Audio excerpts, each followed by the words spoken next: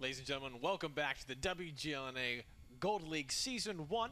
I'm your host, Christian Toma. To my left is none other than David Williams. Make sure to check us out on Facebook and YouTube, /WGLNA. And don't forget to follow us on Twitter, @WGLNA, where you can check out the question of the day. Our question of the day is pretty simple. Which map out of the map pool that we've got this season, all 6 of them, are you most excited to see played this season? We've answered previously, so check that out if you didn't catch it. But we're interested to hear what you say, so head on over to Twitter and let us know. Absolutely. Make sure to use that hashtag WGLNA when you respond. Based on these maps that I've been seeing and the matches that we've been seeing on Mines, I wish I would have changed my map to Mines. It's been amazing to see how teams are able to either take that hill. There's so much strategy in the control or the letting them have the hill. It's been a blast. So if you're just tuning in, we just watched High Voltage versus Noble, while High Voltage took it 5-2. And up next, we have our final match of the night. It is Team Rival versus #RU.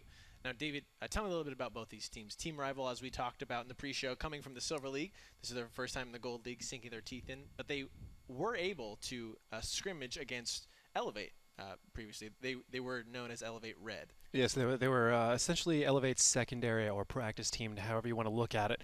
And obviously they've got a lot of experience. They won through Silver League. So I know some of the players that are on that team have been on Gold League teams in the past. I believe Valkyrie Vewas. And, well, we'll go through it when we actually hit the roster. Okay. So some of these names are familiar. They've played in the past. Meanwhile, #RU, former champions in Season 4. They've represented America in, ironically, right, #RU, a team full of Russian Americans. Well, I mean, Good for them. like I said, they are largely Russian American, which is still American. Yeah. So they represented America as they went over to Global Grand Finals. Somewhat of a probably disappointing finish for them. And neither they nor Elevate had the best games. I think it's as I know personally, competing on the international stage can be very difficult. There's a lot of issues, just with live play and the stuff that you have to go with against anyways. But I think #RU has probably kind of shaken off whatever they were going through in the past.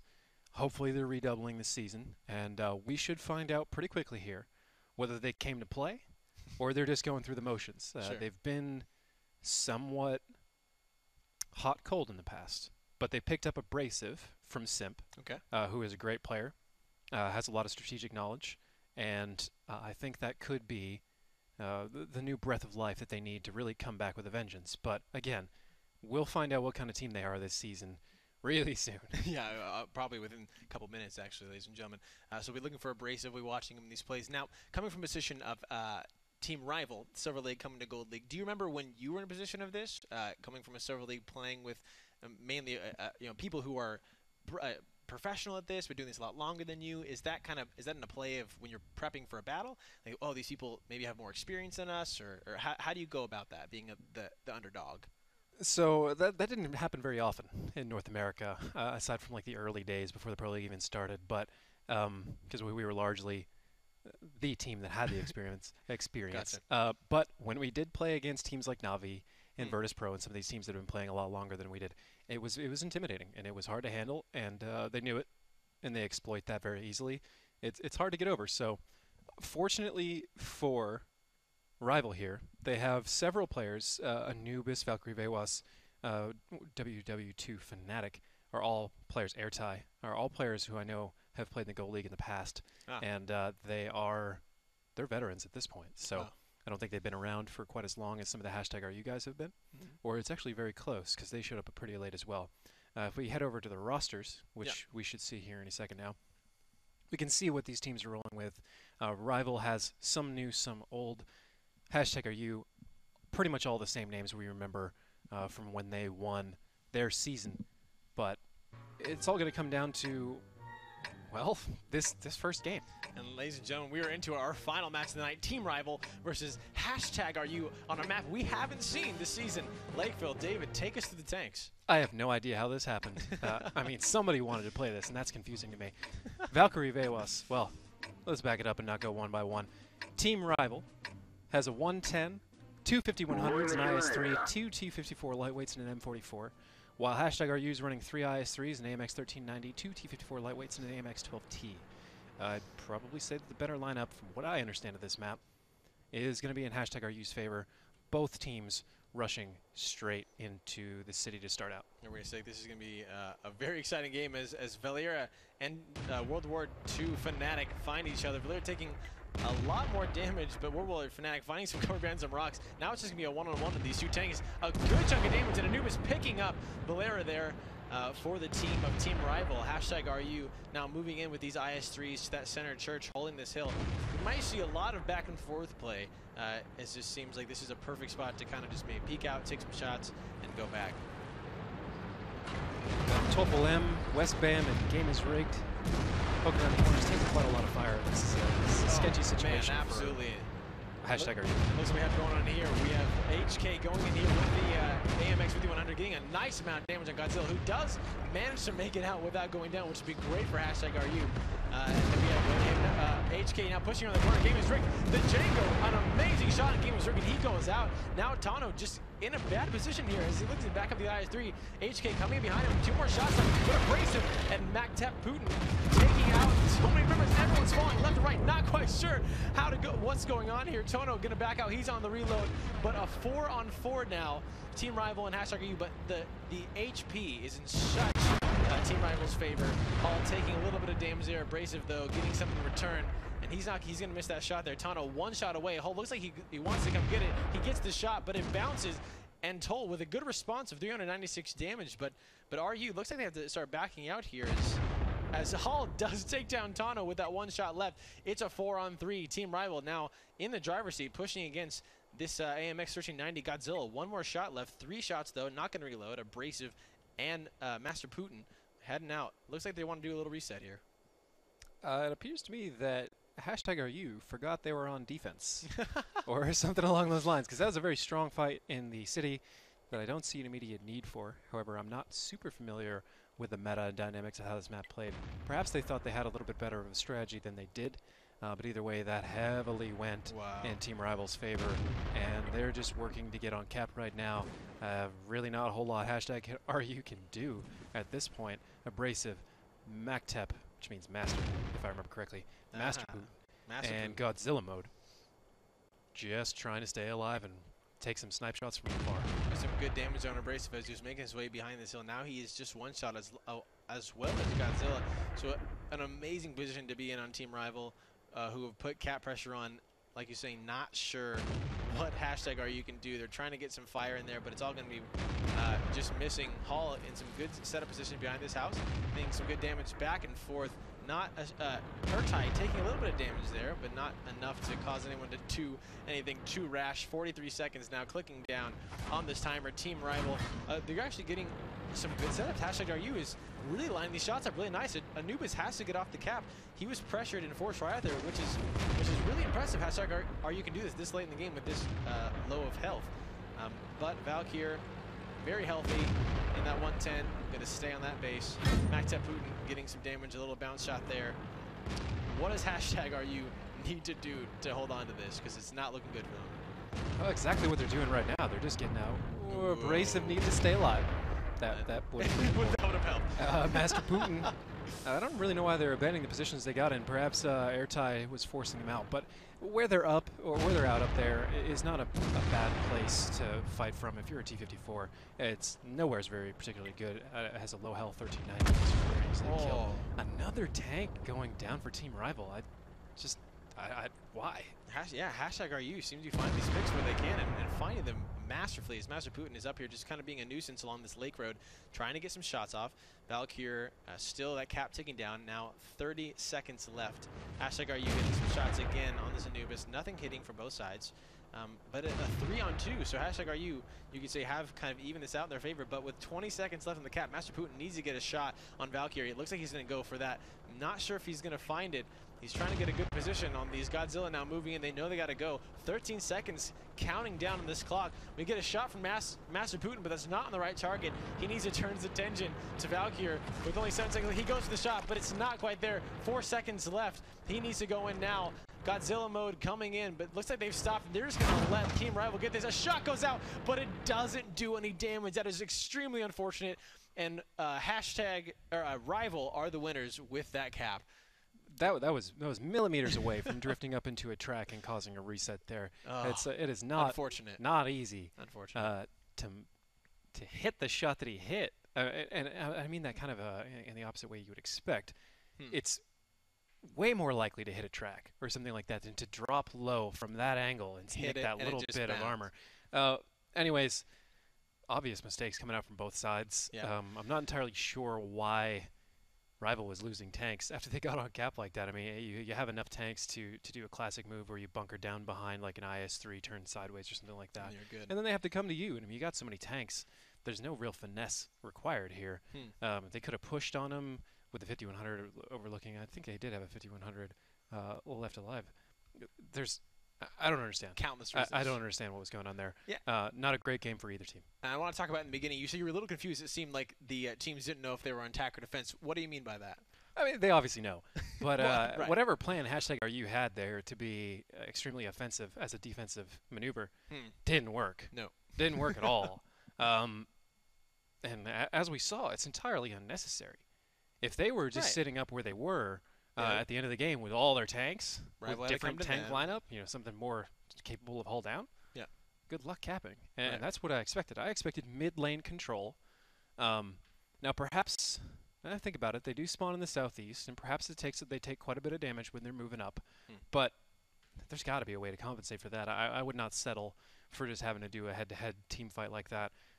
One side is, in my experience, significantly better than the other, and I wouldn't want to go in there to test that fate whatsoever. Right. Again, not particularly great play coming up from either side there. Let's hope somebody wows us this time, because after some of those past games, you got some big shoes to fill, guys. Yeah, we have the reigning champs. We have high voltage coming in, some explosive fights on the steps there. But, ladies and gentlemen, we're into our second battle. Team Rival versus #RU on Lakeville. Let's see if they can clean it up here, as David was saying, as we get a look at those lineups. David, walk us through what we got. Team Rival, 110, 250 100s, an IS-3, 2 T-54 lightweights, an M44. While #RU is running 3 IS-3s, an AMX 1390, 2 T-54 lightweights, and an AMX 12T. I really just don't want to see a city fight again. I mean, not in the sense that I don't actually want to see it. It's just that it doesn't make sense strategically to me at this point in time, unless they do it and somebody demonstrates exactly what their overall goal here is. I'm seeing a little bit more movement that I can get behind coming out of Team Rival right now. Absolutely. 2 light tanks heading across the north, World War II Fanatic, and a whole 598 and 2 T-54 lightweights, probably going to sweep into the 4-5 line and control that from the middle, maybe even sending one over all the way to the valley for some sort of cheeky cap where we saw #RU was sitting previously last game. Sure. They can sit up there, and it's very easy to defend from your enemy team coming back across the JK area, which #RU will have to do while getting fired at by World War II Fanatic. No. I'm not sure they're going to have enough time to get there before #RU pushes out to the top of the town and makes them pay for this, though. Yeah, it looks like they know exactly what's going on, and they do want to make Team Rival punish this. Now we have Hall, who was pushing the valley, now deciding to come back around. Maybe that's just kind of in response to the aggressiveness of #RU. And the Django in that arty moving out, getting right along the 4 line, maybe trying to line up some shots. Abrasive there. Also, looks like he was trying to respond, going to check if anyone's coming to the valley, which is a good defensive move by them, but a good call for Hall to kind of call it off now. Maybe a slight advantage from Team Rival on this upper side of the map, but not much happening back and forth. Valkyrie, it looks like they are going to come in with Anubis back into this town to defend, but it looks like most of the team of #RU are going back to base. Why would they be doing this, David? Well, I think like we were talking about at the beginning of this match, they realize they've got a window to get up into a much better defensive position. As long as they have the angles worked out to control the middle and fire in that eastern cap, they don't need to be over there whatsoever. So I believe they're leaving Valera Desolator where he is right now. Let's see if we can find him in his AMX 12T. So right there next to the lake in J5, he's just sitting there waiting. He can get all the vision he needs onto that eastern cap, which provides #RU the ability to bring every other tank they have into a different part of the map. And worst case, push comes to shove, Valera Desolator can do the resetting himself, although he should remain invisible and not fire as much as possible. Game is rigged over there next to Abrasive, getting lit by World War II Fanatic, which is not necessarily an uneven intelligence trade. Obviously, nothing can spot you if nothing is there. So both teams now aware that somebody else is in that area. Yeah. But #RU in significantly better position. And there are so many different things they could do to win right now, but all they have to do is wait. And hopefully for them, or at least what they're banking on, is the Team Rival doesn't know how to assault this from where they are right now. But that is a long bet. It's a long shot. Absolutely. World War II Fnatic going to go ahead and take this middle lake road, maybe trying to get some spots. Going to bunker down behind this rock here, which is a great space to stay. You can pop out. You can get some good shots. We have Valera Desolator over there, along with the rest of the team of #RU, just kind of waiting now for Team Rival to do their thing. This is smart. This is a play that, you know, showing that they're not aggressive. They don't need to make the first move. So just kind of sit. The artist shot comes out, a miss, maybe a little bit of blind fire there. Valkyrie and Anubis are being spotted, and Tono is spotted as well. Looks like we have a little city battle going on back here. Anubis and Tono. He gets a shot from the arty, but not damage coming through. Getting some good damage there on Anubis. Back and forth. As we have the Django just sitting back in the base for Team Rival. #RU looks like they are responding. They're sending a lot of their force to this eastern side. This is the situation you don't want to be in as Topple. Very hard name to pronounce. Topple. Topple. I think I'm saying it right. Probably not. The Russians always tell me I'm wrong. That's okay. Taking a ton of damage either way, whatever his name is. Absolutely. He is going down. Absolutely needs to get out of there. He's backing up. But he's not going to make it. He finds him, takes him down, and that's a good pickup for Team Rival there. Now they're just going to push on ahead. Game is rigged, though, and Westbam going to show Anubis that they are there to defend. But again, good crossfire coming back out on the side of Team Rival. Now, looks like they're pushing #RU out of here. Godzilla making his way out with his turn to the lake. Westbank taking a lot of damage there from that arty shot. But Makuta taking World War II Fnatic on that lake road. We have the two members pushing up now as Hall responds by taking Valera down. A lot of damage going on here. T-Bolt fighting back and forth. Urtai finding Westbam. It is now a 6-on-4 in favor of Team Rival. Not looking the best for #RU. Looks like Master Putin is going to go ahead and find the Django, rushing straight for that base to take that arty out. But it might be a little too late. But Abrasive with an amazing shot on Urtai through the lake from that lake road. And Mac Putin finds Django, evening this out now. A 4-on-4 actually. #RU in a better position. Anubis taking a lot of damage. His game is rigged. He's trying to back up there with a backup over on the side for Godzilla. Anubis sounds like he's going to get track and do a quick repair. A lot of bounces coming out from that IS-3. A lot of heavy armor. Good plating there. Not HK running through that cap point, not putting pressure, but time running down on this clock. Both teams surrendering one of the most important positions in the map at different points in time. The 4 line, where Abrasive is firing from now and previously where Not looking good for somebody was firing from before. Valkyrie going down there. Valkyrie finding the kill. It is now a 4-on-3. We do have Anubis, who is very low, but again, that's a take advantage of Mac Putin. And Mac Putin and Abrasive, amazing crossfire there, pick up that kill for Team Rival, and now it's going on in. This is a very close game as Anubis, though, finds back Putin. Back and forth, these teams keep going. Abrasive and Hall looks like they're going to fight off a nice bounce there. Going out for Valkyrie on that 110. Godzilla in a little bit of a position. Going to try to find some fire. Abrasive on that fight. Going on over here against, who is up there? Hall and Abrasive going at it. Looks like some good damage going down. We're going to fly over and see what's happening on that end. Both from the reload. Abrasive and Hall in good position going down. Abrasive trading back and forth. A little lower on the side of Abrasive. Hall just needs one more shot. Let's see if he can get it off. He will. Let's see if he does it. He's going to get it. He does. He takes down Abrasive. Now he's going to have free reign of that middle road. No, it looks like there's actually 2 tanks from #RU blocking that way. He's going to try to go up and around it. But while he's doing that, we have Anubis and Valkyrie moving in on the final position of Godzilla, who now 23 seconds to survive. This is looking really good. He just needs to stay alive here. Team Rival, not in the fastest, and there's 110, the IS-3. I think Godzilla might have this. Oh, he does. He definitely has this. He does, absolutely. Now, he's making a very smart play by sitting in these bushes and not going anywhere. Because if he were to continue going north and had Hall decided to go up and around the top, he could very easily get picked up. I don't think Hall has enough time to kill him, or didn't at the time. However, it's just classic defense there, or sorry, caution, I guess the word I'm looking for.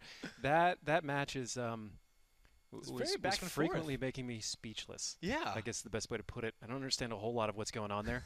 I don't understand why they chose Lakeville. You know, I expected at some point in time this season to see Lakeville, but I expected whoever it was to have a very Good reason. crafted plan for this. Sure. It seems like it just happened, and Yeah, neither we'll go team is here, like, we'll go I here." mean, we kind of practice it. Let's hope they haven't practiced it at all. But Right.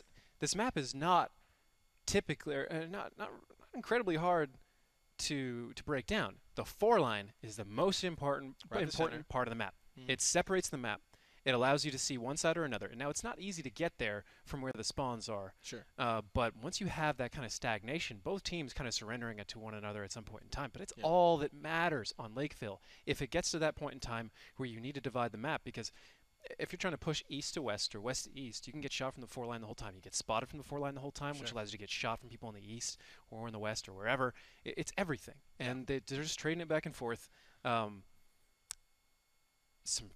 just mind-boggling stuff going on. And like you were saying, why these games are going so long is both these teams didn't really have a decisive strategy when coming on here. Lakeville being, I think, the biggest map that we have on these 6 maps, or Steps a little bit bigger. Either way, it's a large map with a huge mountain in between, so you can split up the forces back and forth. And if you don't have a decisive plan of attack, obviously, like we talked about stagnation, the defense is going to win. Now, it went in favor of Team Rival in the first when they had that big city battle, but maybe because of some crazy shots back and forth. So do you think we'll see maybe a ditch of the arty and back in with more light tanks or heavy tanks in that inner battle? Actually, instead of answering that, let's check it out. Ladies and gentlemen, we're in our 3rd battle with Team Rival versus #RU. The sides have been slipped. Let's see if either team will have a decisive victory over the other. David, what do we got for the tanks? Well, for Team Rival, we have an IS-3, a T-32, an AMX-1390, 3 T-54 lightweights, and a T-37. #RU has 3 IS-3s, a T-32, 2 T-54 lightweights, and an M44. So to answer your question directly, no. Nope. Apparently somebody is still bringing in artillery, which on this map, I just have to question. I have to question so much of this, Christian. So much of this. It's a very heavy lineup for this map. This map should be priority on maybe some 5100s and a bunch of lightweights. That's what I would think would make the most sense based off of the really extremely old meta the last time this map was played in professional. But it is not significantly different in the different game mode. And we'll see if Team Rival has a much better plan of defense than #RU did. It seems as if they are being very decisive in the tanks. They decided to leave the city out of it. They're giving it to #RU, who are moving through without any sort of response from Team Rival. Team Rival now sending 4 members, excuse me, to that western cap to watch the valley. So, like you said, maybe they do have a more decisive defense. And if this is true, we might see maybe this is why Team Rival picked the map. They might have a way better defense strategy than #RU had in the beginning.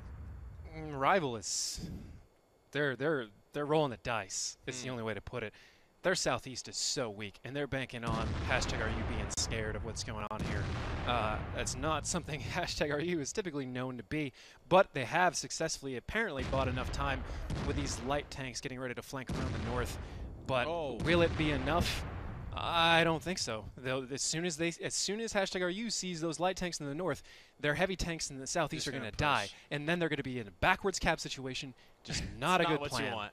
Absolutely. And we Maybe saw it'll work for him though. Sorry, go ahead. No, it's all right. We saw HK going down there for Team Rival, so #RU, a little bit of advantage. Godzilla, though, with the spot. And like you said, now that they spotted those guys up north, we have this push from #RU moving in on this cap. They're going to overmatch this battle here against Anubis and Valkyr.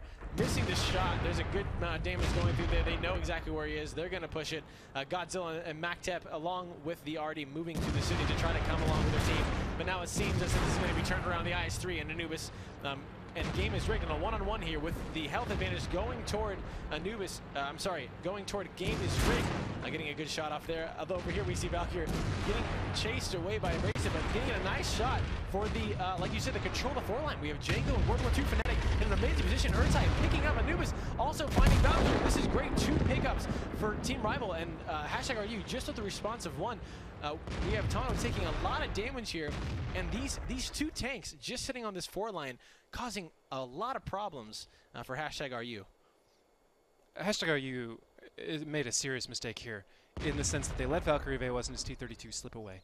And that is going to cost him big. There are angles they can take to make sure he dies, but they will be exposed. World War II Fnatic and the Django from the 4-line when they do it.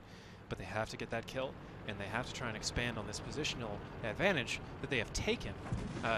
The match can go either way, especially with how these teams are playing right now. But I honestly can't even predict it. I'm speechless, Christian. Again, these maps, these Lake Town maps, making us speechless.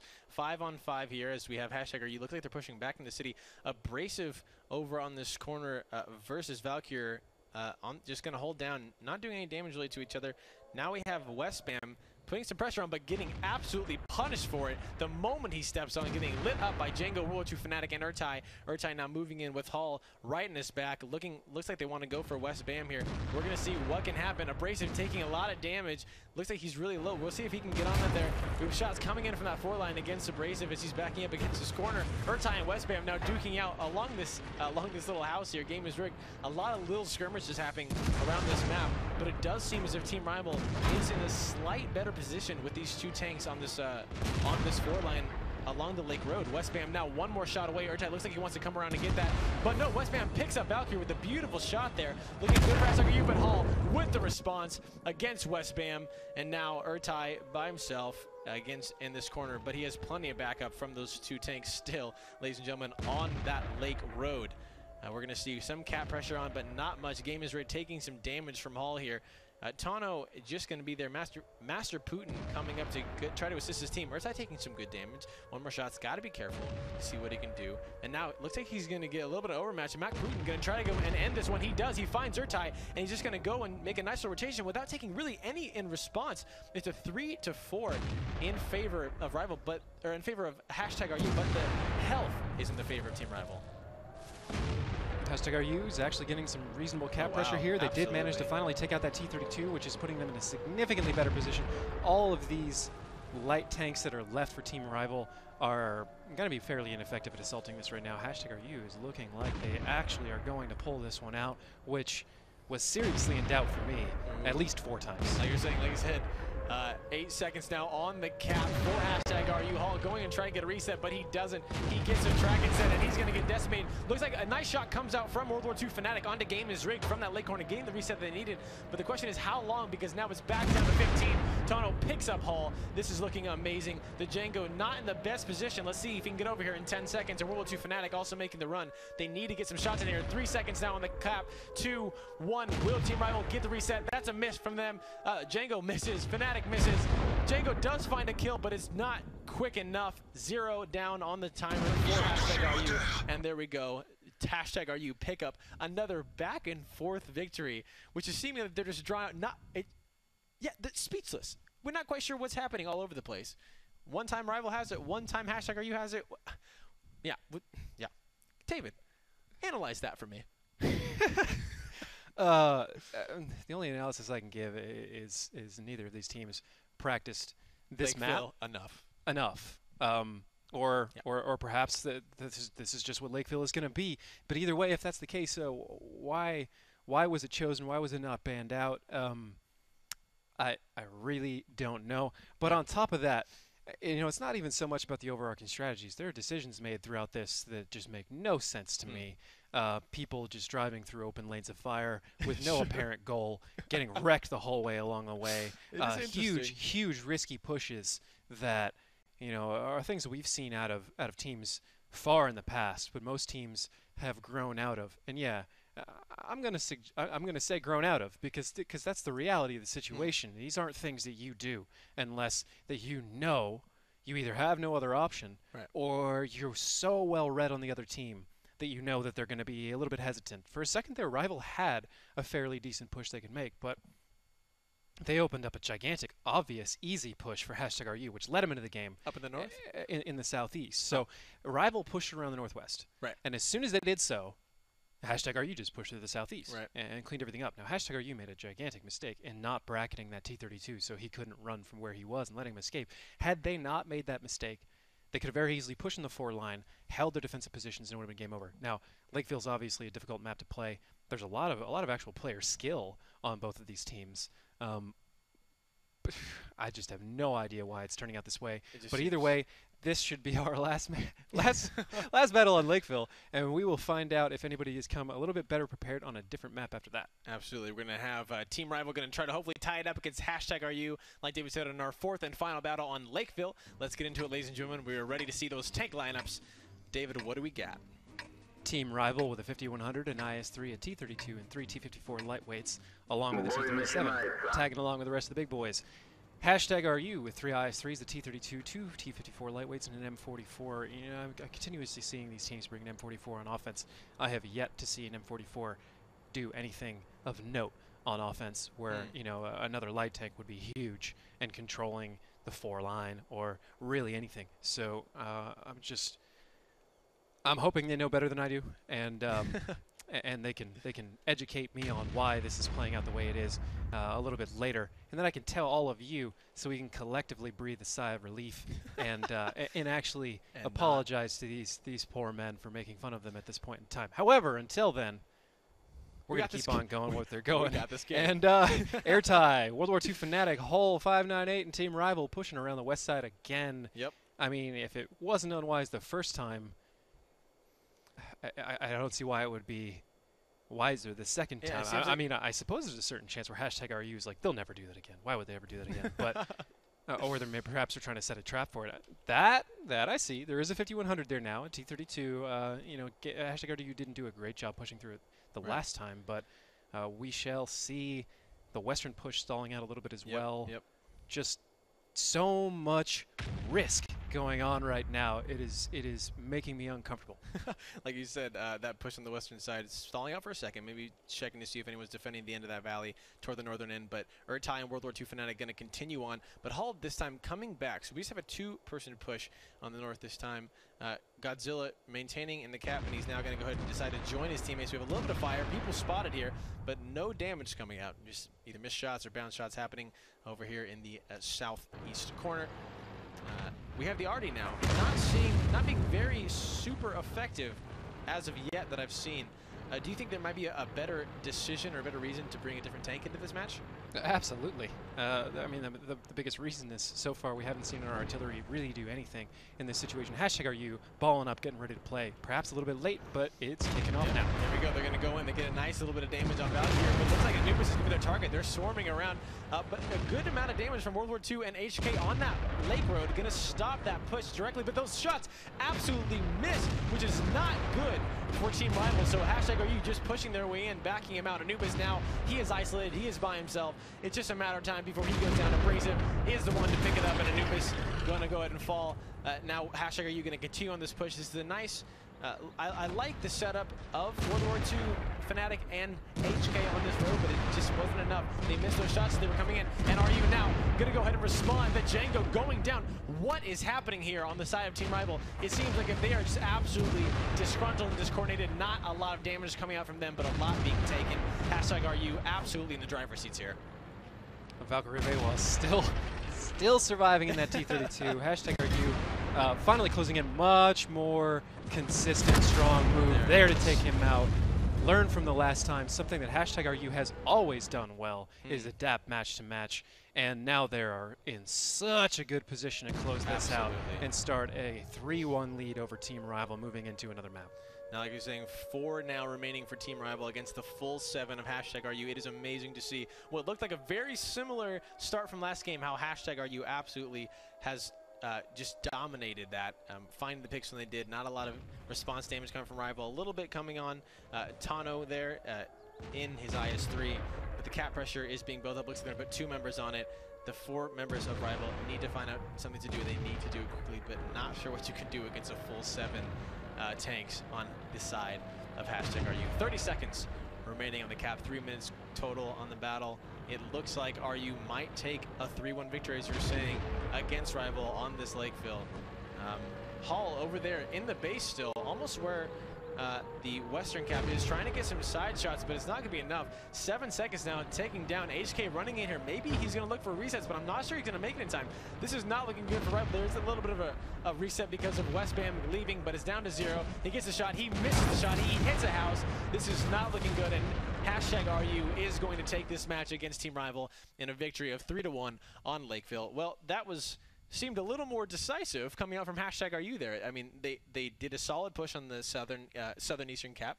They decided to take down some good. Team Rival had no response. I mean, it looked like, kind of same idea as if they're pushing, you're going to try to make them pay for the push. But those 3 shots from the tanks on the 4 line missed all the teams of #RU, which was absolutely awful. Yeah, the way spotting works and how fast or slow, depending on how you want to look at it, your shells will travel from that area. It's like you said, it's one of the biggest maps in the game. It's not a good angle to be firing into the southeast like that. However, Valera Desolator did do a couple good things in this match in his M44. He hit 1 shot, which turned into a grand total of 741 damage. That's good. Not a bad shot to do. And he also applied some cap pressure, which is always useful. But #RU definitely adapting and handling Rival's severely questionable strategy. Interested to see what our next map is. Right now, I believe that is 3-1. Yep. With #RU in the lead, barely squeaking by on one of their defenses that a Rival otherwise probably would have taken from them. Yep. And certainly getting their legs under them. I'm hoping and I am expecting on some level that Lakeville wasn't a map that either one of these teams really wanted to play. It's an accident. And it happened because they're getting too meta with the bans and trying to get into something, and they're like, oh, what did we just do to ourselves? Too many mind games. but now we'll definitely be seeing a different map. It appears though as though it's going to be Ruinberg. Ooh. Now looking at, let's take away the map for a moment. Look just at the specific teams. Like you're saying, #RU. You made the comment they're really good at adapting play to play. We saw it at the end there. Team Rival making some questionable plays. So looking at just from the basic standpoints of teams and their decision making coming into this new map on Ruinberg, do you think that Rival might not just have what it takes to go against a veteran team or a more experienced team as #RU? I certainly hope that's not the case. I know for a fact that some of the players in that team have, like we said, have had the experience, and they're certainly capable. But from what we've seen so far, and it very well could just be Lakeville. It's an awkward map to play. Sure, it takes a lot of practice. But this is getting into territory where #RU has practiced this a dozen times. Right. They've played Ruinberg a lot. Team Rival probably has as well. I know that it was one of their previous captains, and when I say they, there's a couple of people on Team Rival who came from another team that used to be in the league, and one of their favorite maps was Ruinberg. Okay. So I'm excited to see this one kick off. I think there's a good chance that this one will be a lot more competitive than the last. Absolutely, ladies and gentlemen. Let's get into it for our 4th and final match and our 5th battle of the night. Team Rival versus RU. David, what do we got for the tanks? Team Rival with 2 5100s and IS-3, 3 T54 lightweights, and a VK2801. Either they've been watching this stream and they picked up something cheeky, or they found the exact same source that Simp had found it from. That is assuming that Simp picked it up of somebody else and didn't come up with them themselves, which I would not bet money on because Simp has a lot of people on it. Could very easily come up with that. Action already kicking off. Wow, absolutely. Right in the beginning, we have Godzilla taking a massive chunk as him and some other members from RU trying to push up, get into the town there, but Rival, looks like they were there. They were expecting that. I guess Godzilla gets taken out. Valkyrie, what a shot from almost across the map through the city, picking out an early victory, or an early death for the side of #RU. Now going into this, this is looking very good for Team Rival. A good start, a good pick at the beginning. Having that happen, having a tank now go down from the side of defense, do you change anything up on your offensive strategies, or do you just continue to do what they were doing? I think they're starting to create a little bit of an actually positive situation in the southeast. It's a very good pickup to start out. Dropping 1 T54 lightweight and doing that much damage is always a great way to start. However, #RU doing a good job clearing out the 0 line, which is going to kind of cut off and shut down where Team Rival is trying to go. However, if Team Rival finds another window to get damage in like that, they are certainly in this game. That is not a move I've seen done in quite a while, but it is certainly not something that is brand new or is something that teams should not be expecting. I believe #RU made a pretty significant mistake there, while at the same time Team Rival made a great play. And Team Rival starting to come down the 6 line. More classic play, something that my own team has done. We've seen dozens of teams do in the past. this is a great intro into where #RU is, provided that Team Rival can have some sort of safety net to prevent Topol from coming in behind him. Oh. They're looking really good to take this map. Absolutely, and it looks like you're saying Topol is coming around. These three members, Team Rival not taking a lot of damage. Looks like Explosion has started. Urtai getting shot from multiples, just from Westbam. Westbam does take out Anubis over here on the eastern side. HK running in, Hall finding game is rigged, and now we have it, ladies and gentlemen. Explosive battle has been started. The Django taking a good amount of damage, and Westbam being punished for popping out. He is one more shot away from going down, and anyone from Team Rival is going to come around and try to get that. As far as you're saying, Hall finding Westbam, and they are in control. They are in the driver's seat, ladies and gentlemen, of this battle. Coming through now, chasing Maktep Putin, who doesn't get far enough. Team Rival clearing tank after tank on the side of #RU. HK running around trying to find Abrasive here, getting a nice spot on him. Just going to keep on driving on by. Topol getting a little bit, getting a shot, missing the Team Rival member, and it's a 3-on-6. In favor of Team Rival. David, you were right. It looks like that positioning was absolutely phenomenal for Team Rival there, as they're going to get another kill. Looks like on Abrasive, a little shot misses, two shots, shot bounces, or no, he gets tracked. Abrasive is tracked to quick repair. He gets a kill. What a nice pickup before he goes down. Another shot missing from Hall. That's very unfortunate. Urtai, another shot, not quite connecting as Abrasive just kind of moves in here. Hopefully Hall can pick this up. He does, but it's going to allow Topol to go in and get some damage on Urtai, but he needs to back out of there. There are just too many guns pointing his direction. Amazing crossfire, one after the other. Topol goes down. Urtai find that pick, and finally Valkyr, the last member of #RU Team Rival, with a very solid victory there. David, you said it. You called it. You said that classic play was coming out. They pushed those three. Topol was there. He didn't have the he didn't get that shot in on Team Rival because Team Rival had his back, and they just one after the other picked up #RU. Explain to me what you're saying about how that is something that we see classically. That is not something we see recently. It used to be a fairly common way of breaking the Delta Village, as we previously talked about, right, where #RU set up. But most teams, they have their own counter for it. They look for that F-line play right off the bat. Okay. And if they see you there, they actually rain damage down from the village itself. But #RU was not prepared for that. I think they saw the 2801, and they were flashing back to what they saw Simp do earlier, and they were like, oh, well, they'll go north. Right. So let's just clear out the east side real quick, check the F-line, and then get back to defend. So they're getting ahead of themselves, and Rival, probably intentionally exploiting that head game, then coming down the 6th line, something that used to be one of my favorite ways to get into the Delta Village itself. You can take some fire on your way up the 6th line, but if you don't get spotted or you take minimal damage, when you hook a right and go into Delta Village, you've got great angles. Golden. As long as you have the southeast corner, there's not a whole lot people can do to stop you. Yeah. Now, I don't know what #RU was going to do to come back once they lost that 54 lightweight to begin with. It's a very difficult thing to do, and like we've established already on Runeberg, simple mistakes add up and cost you a win really quick on this map. One tank can lose, as opposed to, you know, like we've seen on Steps, losing a tank you can come back from. Right. That is much less the case on Runeberg than it is on other maps. Okay, just a lot more tank heavy and tank fearful map.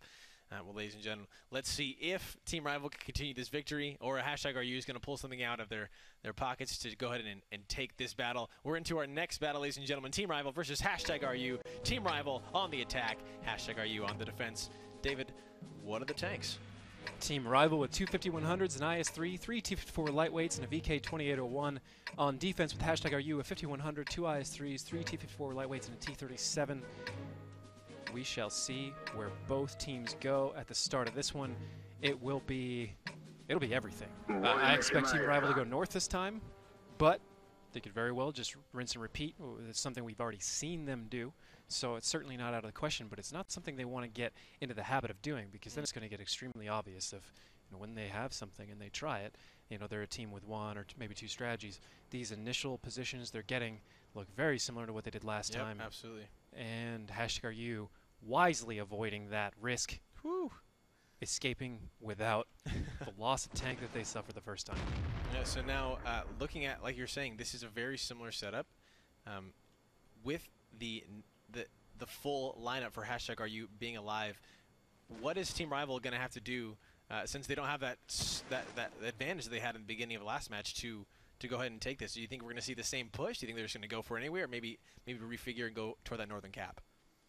Well, and I don't mean to be hypercritical here, but from what we've seen so far, I think they'll do the same thing. I mean, they extremely unwisely did the same thing on Lakeville. I don't see why they wouldn't do the same thing when it actually worked this time.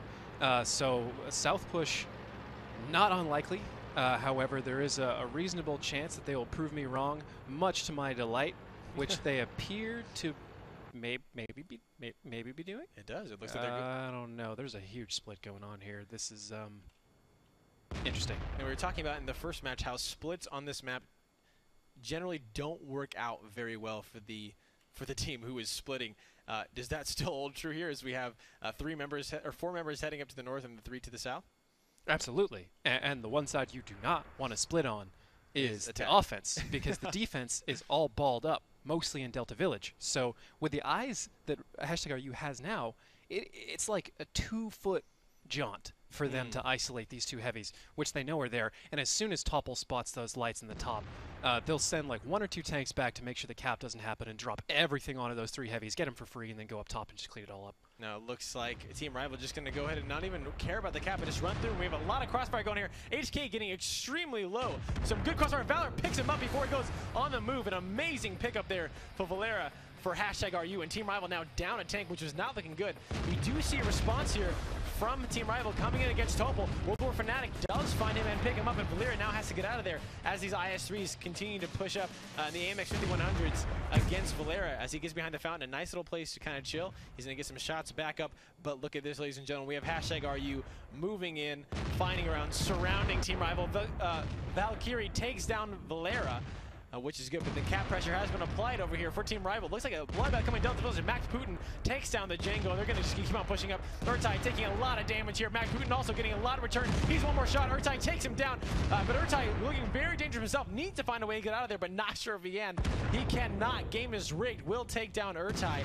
Now this is going back and forth. It's a 4-on-4 here with Abrasive taking a huge chunk out of his life and his HP there. Godzilla and game is rigged. Looks like they're running into the city. Godzilla maybe for a move, trying to flank this cap. But 13 seconds now as Westman picks up Valkyrie. They need to go back. They need to get a reset. With only 10 seconds left, they're going to have to find something to do now as Anubis is just kind of being the thorn.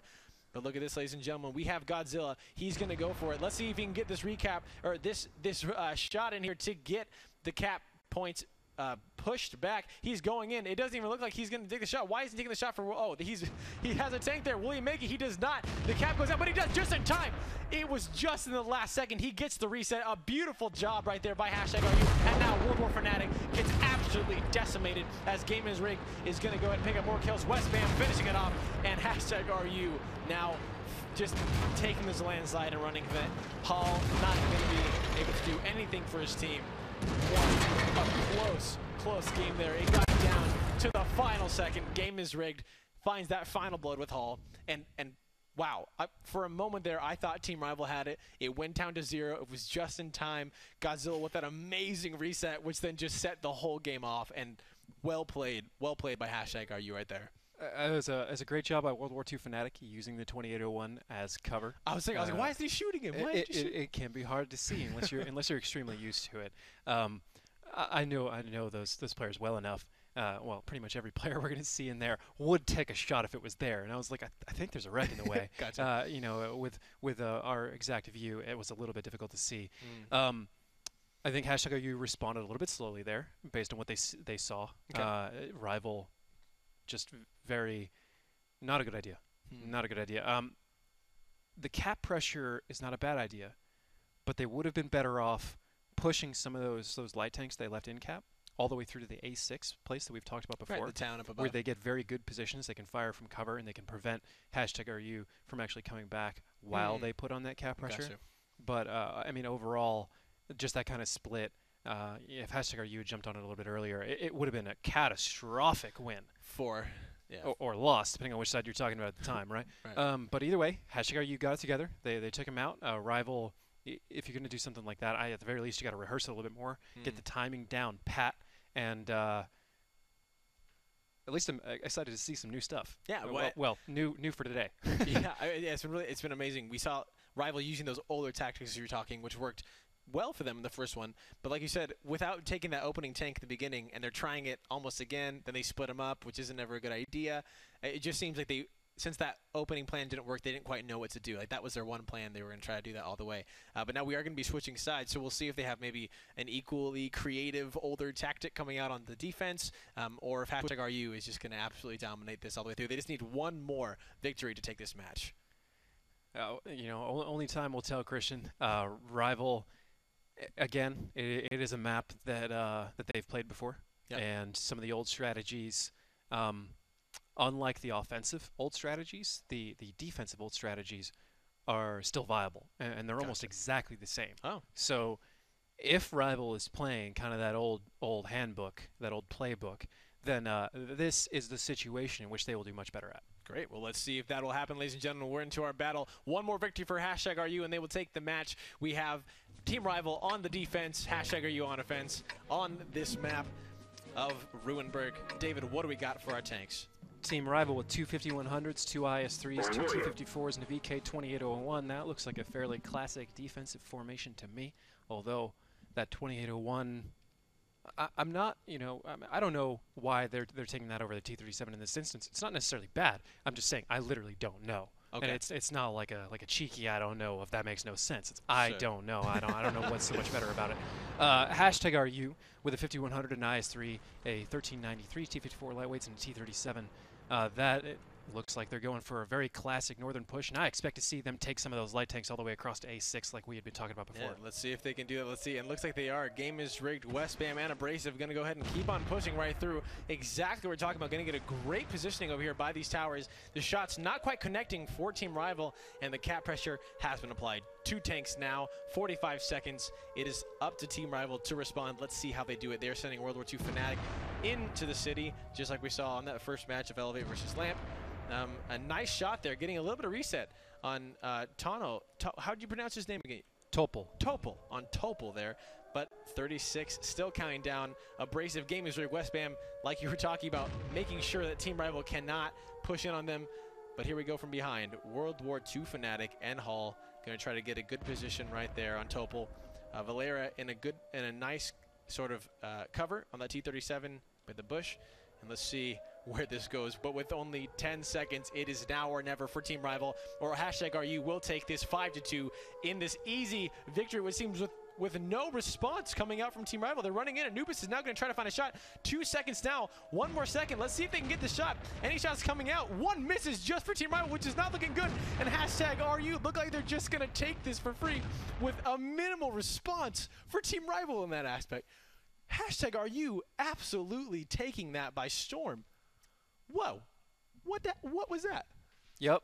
I mean, yep. I don't know what else to say. You saw it.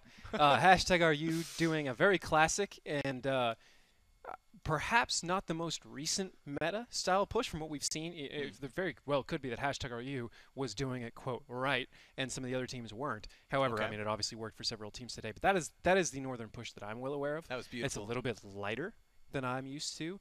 I think they could incorporate that 2801 move from Simp and stash it there, and it'd be very great. genius. But they're using the T-37 as the actual capper, yada, yada, yada. Yeah. Stuff nobody really cares about at this point in time. All I know is that flank just needed to happen at all. I mean, I wouldn't say like Something. sooner or whatever. It needed to happen. Like, you needed to actually try and get that reset. But that's it. 5-2. 5-2. #RU. Congratulations. We will see how the season pans out. If everybody's getting their legs under them, I expect to see better games from both of them going on, or I guarantee you're going to see a lot of teams clamoring in the qualifiers to take their place. Oh, man. And like we're talking about, man, if they're going to go for Lakeville, hopefully they have a plan for Lakeville, because those matches are just kind of back and forth. But again, congratulations to #RU for that 5-2 victory. So if you guys are just tuning in right now, missed some of the matches, I'm going to go over a quick recap. Our first match was Elevate versus Lamp, where Elevate took it 5-2, followed by match 2, Game Over versus Simp, where Simp was the victors 5-1. Third match was High Voltage versus Noble, where High Voltage an amazing victory 5-2. And finally, what you guys just saw, Team Rival versus #RU, where #RU was the victor. So tonight, David, as far as all the games, just my favorite was Nits in that on steps, the 1v2 where he takes down both of them in our second battle, I believe it was, for Game Over versus Simp. On the one where we were just going crazy about. That was you're exactly right. Good. I was like, you're not saying anything. I just kind of wanted to see you, squirm. Great. Try and handle Thank it. you. No. Realistically, what I was thinking about was it was actually dry knits. Dry knits. And the reason I'm pointing this out is because there is a knits. Right. Dry knits. So dry knits. Beast mode, what a 2-on-1, mode. He's like, and you don't get that kind of window without somebody making a mistake. But that does not take away from the greatness that was that play. So good. On the one hand, I want to see more of that happen this season. Yeah. On the other hand, I cringe to see people give up opportunities like that. But either way, fantastic play, Dry Knits. That made my night by itself. One thing worth mentioning is there was a match offline. There was, yeah. We had Team Synergy versus Team Refuse. You can check battleviewer.com for those scores. The game should be over, and if not, they will be up very shortly, so you can check out who won for that. I'm excited to see how that went. The victors coming out. But overall, an amazing matchup for tonight. Ladies and gentlemen, don't forget to follow us on Facebook and YouTube, or check us out on Facebook and YouTube, /WGLNA, and follow us on Twitter, @WGLNA. Our next matchups are just this Thursday, coming out on June 25th. So make sure to tune into that. Starting at 5 o'clock, we'll have Maple Freedom versus Refuse, 07 versus Synergy, Elevate versus Simp, which will be fun to watch, and finally the final matchup, Lamp versus. Did you see it? Because I missed it. Nope. Lamp versus the final matchup, which I missed. Again, all on battleviewer.com. David, any final thoughts for the night? Great play overall. Fun to watch. Elevate versus Lamp was a great match. But actually, the one I was trying to call to memory was Noble versus High Voltage. Noble was so close in a number of those matches. Little mistakes added up to create a big score deficit. Yeah. But I'm not counting them down and out yet. That's a nice time to fail like that. Sure. The time is now, so you can get it together when you get closer to playoffs. And the next time you have to play High Voltage, you could be much more prepared than them, or High Voltage could continue getting better. But either way, I definitely look forward to the next time I see them play, assuming that both of them make the playoffs, which at this point in time it looks like they will. Christian, it was just a great day. Thanks. It was an absolute. I'm so just thrilled to see what's going to come out. This is the opening season 1 night. I'm excited to see what the rest of the season has in store as these teams continue to get better and pull out all the stops to prove to us why they deserve to be in this Gold League for season 1. Well, ladies and gentlemen, that'll do it for our show tonight. Thank you so much for watching. On behalf of everyone here at the WGLNA, that's David Williams. I'm Christian Toma. And as always, thanks for stopping by.